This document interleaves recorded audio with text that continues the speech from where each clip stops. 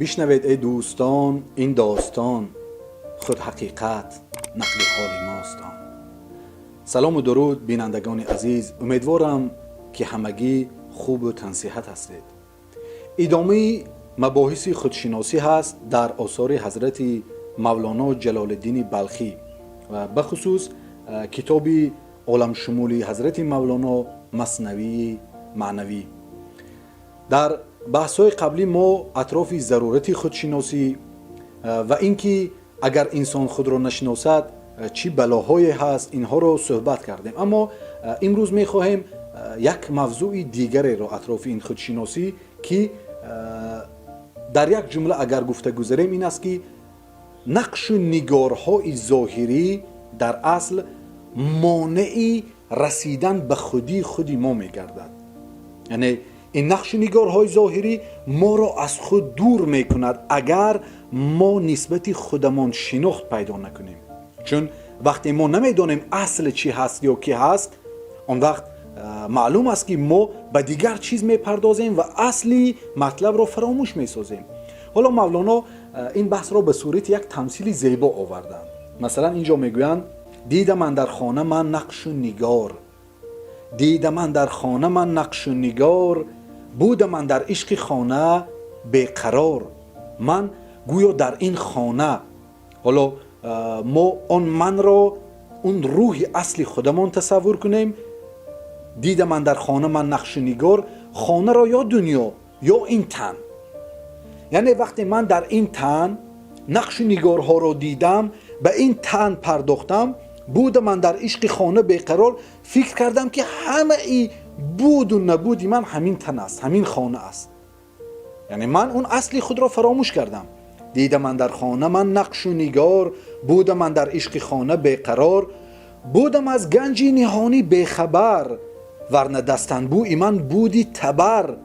یعنی من هیچ وقت گمان نکردم که در این خانه یک گنج هست، در زیر این خانه یک گنج نهفته است و من از آن بیخبر. اگر مولانا میگن من این را میدانستم، از زبان ما انسان ها البته، مولانا که این را خوب میدانستن، اگر من این را میدانستم دست انبوی من تبر بود. یعنی تبر اینجا میگرفتم تبر را و این خانه را میزدم و به آن گنج دست پیدا میکردم. حالا تبر چی است؟ تبر با واسطه همین ریاضت کشیدن، همین آموزش، همین آموختن، همین خود آگاهی، وقتی که ما با این واسطه اینها رو آموختیم، گویا تبر رو گرفته و یکی این مانع ها رو بیرهم میکنیم، کنار میگذاریم و به آن گنج وجود خودمون که اصلی ما انسان ها هست، جوهر ما انسان ها هست، به آن دست پیدا میکنیم. بودم از گنج نهانی بیخبر، ورنه دستنبوی من بودی تبر. آه گردادی تبر را دادمه، این زمان غم را تبر را دادمه. بعد میگن که آه اگر من به این را میفهمیدم، اون حقی تبر را اجرا میکردم، یعنی که با تزکیه نفس، با آموزش این کارها را میکردم، امروز میگن چی بود؟ این زمان غم را تبر را دادمه. غم را از خود دور میکردم، من به هیچی غم نمیخوردم. چون انسان وقتی که خود را شناخت، به اصل خود آگاهی پیدا کرد، دیگر غم خوردن معنی ندارد. چون اصلی ما که اینقدر ارزشش بالا هست که ما برای یک ارزشش بالا را نمی آییم برای یک چیزی به از ارزش غم خورده آن را خسته کنیم، روح خودمون را گرفتار کنیم. این چیزها مثلا وقتی پیدا می شود که ما به حقیقت خود آگاهی پیدا کنیم. بعد در ادامه مولانا میگن چشم را بر نقش می انداختم، همچو طفلان عشق ها می باختم.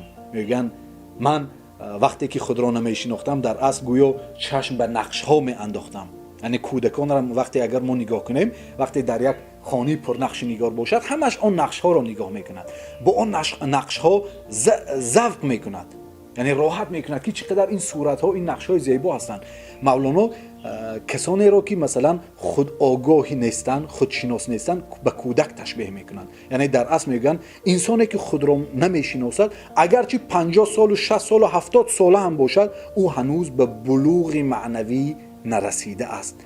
شاید 15 ساله است، شاید 20 ساله است، لیکن به خود آگاهی دارد، او به بلوغ معنوی رسیده است. او میگویند واقعا انسانی کامل او هست، کسی که خود را شناخت. به این خاطر میگن که چشم را بر نقش می انداختم آن زمانی که خود را نمی شناختم. همچو طفلان عشق ها می باختم با اون چیزی که اصلی من نبود.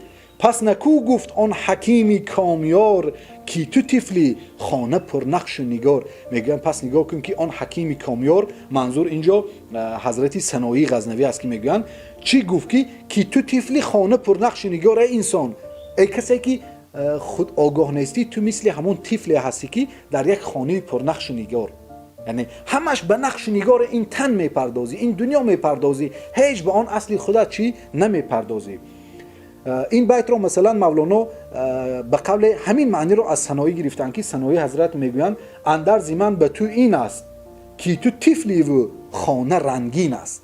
اندرز من به تو این است که تو طفلی و خانه رنگین است. این رو سنایی در الهی نامه خود گفتن. حضرت مولانا عین همین رو آورده از زبان سنایی هم میگن که پس نکو گفت آن حکیمی کامیار، یعنی حکیم سنایی، که تو طفلی خانه پر نقش و نگار در الهی نامه بس اندرز کرد که برار از دودمانی خیش گرد. میگن سنایی گفت که چه اندرزی خوبه داد که تو از دودمان خودت گرد برار، یعنی به واسطه تزکیه این است، به واسطه ریاضت کشیدن، به واسطه آموزش، به واسطه خودشناسی، تو به این واسطه از دودمان خودت گردی غفلت را برار. دور کن این جاهلی را، این که خودت را نمیشناسی، تا به سعادت دنیا و آخرت دست یابی. کی؟ آن وقتی که به خودشناسی پی بردی، آن وقتی که تو به این گنج وجودی خودت دست یافتی، آن وقت تو میگویند ثروتمند هستی. تو ثروتمندترین انسان ها هستی که آن گنج را در این ویرانه خودت پیدا نمودی.